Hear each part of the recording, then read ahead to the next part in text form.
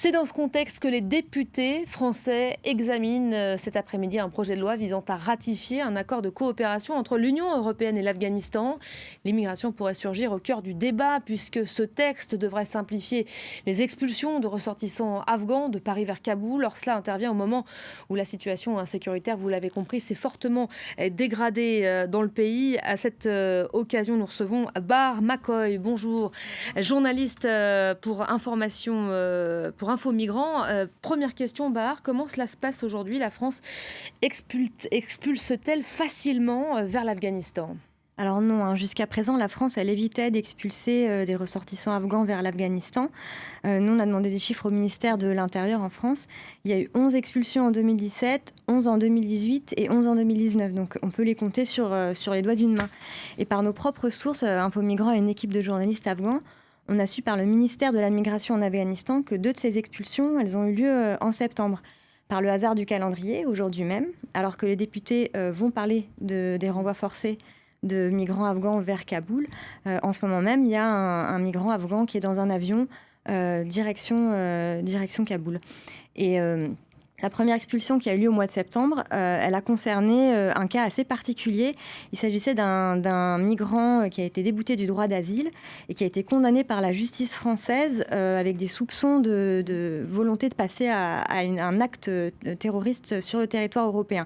Le migrant qui aujourd'hui est en situation irrégulière et qui est renvoyé vers Kaboul, c'est un cas différent. Lui, il n'a pas eu de problème avec la justice. Donc on voit qu'il y a quand même différents cas de figure.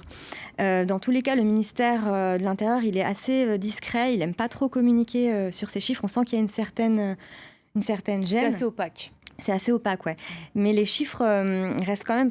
Dans tous les cas, il y a assez peu d'expulsions vers l'Afghanistan parce que la plupart des Afghans qui demandent l'asile en France l'obtiennent dans les 3 quarts. Donc il reste ce dernier quart qui représente à peu près 2500 personnes pour 2018 qui est concerné par potentiellement ces renvois forcés.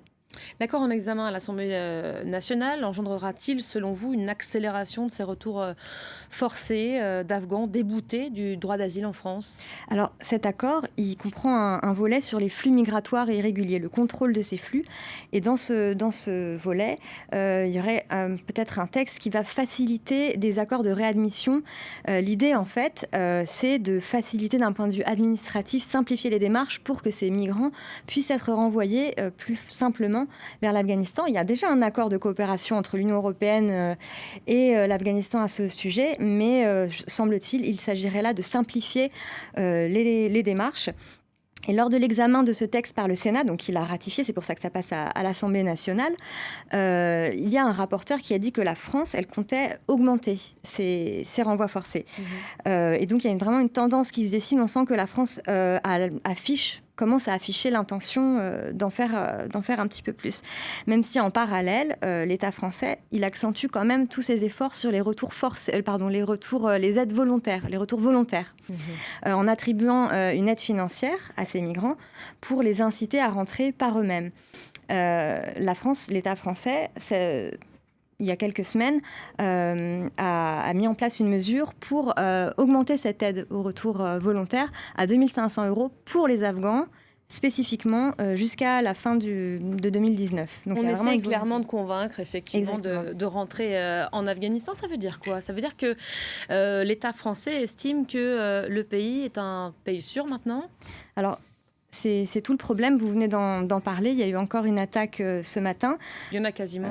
Il y en a quasiment tous les jours. Hier, c'est plus ou moins important. Hier, c'est un meeting électoral du président Ashraf Ghani qui a été visé. Exactement, avec 48 morts. Donc la situation en Afghanistan, elle était déjà d'un point de vue sécuritaire problématique et ça s'empire. Donc c'est pour ça qu'il y a des ONG comme la CIMAD ou Amnesty International qui tirent la sonnette d'alarme, qui disent que c'est inadmissible et qu'il y a une violation là, du droit international. Elle demande un moratoire sur l'expulsion de ces migrants afghans, d'autant que c'est ce qu'on a constaté, nous, chez Info Migrants, à travers nos reportages aussi.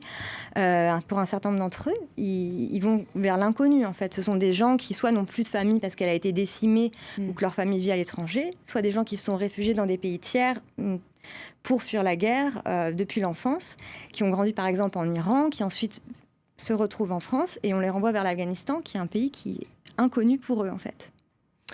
Nos voisins européens, ils font mieux. C'est vrai qu'on se tourne toujours vers celui d'à côté. C'est ça. Ben, écoutez, en fait, la France, finalement, elle n'expulse pas beaucoup. La Suède et l'Allemagne expulsent en nombre plus important et notamment passent par des vols groupés. Par exemple, la Suède, elle s'est associée avec la Bulgarie et l'Autriche pour envoyer des migrants afghans en situation illégale avec un avion qui a été affrété par l'Union européenne, où l'Allemagne a renvoyé une trentaine ou une quarantaine de personnes dans un même vol groupé. Pour terminer, la France, même si elle n'expulse pas beaucoup directement de Paris à Kaboul, elle rechigne pas non plus à renvoyer quand même ces migrants irréguliers vers ces pays tiers qui, eux, expulsent plus facilement. Ça, c'est des choses qu'on a pu constater. Bahar Makoui, merci d'avoir été avec nous pour cette chronique du jour. Je renvoie au site d'Infomigrants, www.infomigrants.net pour toute information.